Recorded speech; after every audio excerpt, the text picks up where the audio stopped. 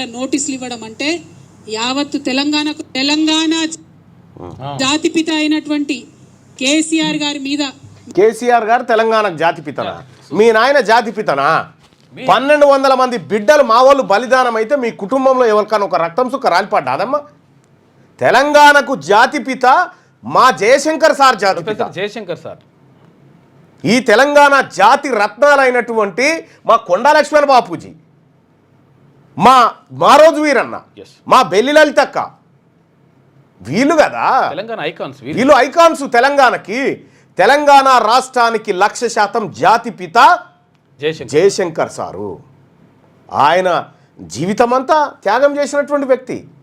కేసీఆర్ కూడా పితనే. కేసీఆర్ కూడా పితనే. నీకు మీ అన్నకు. మీ నాయన నీకు పిత అంతే, మీ అన్నకు కూడా. మీ అన్నకు పిత.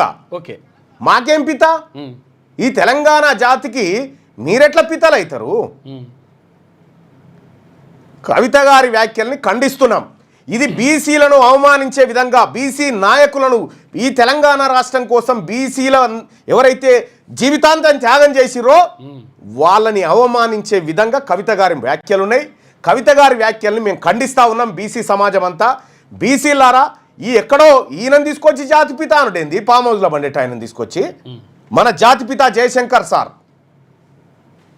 జయశంకర్ సార్ బొమ్మ పక్కబండి కేసీఆర్ బొమ్మ పెడితే ఎవరికి దండేసిపోతారో చూడ్రి జనము.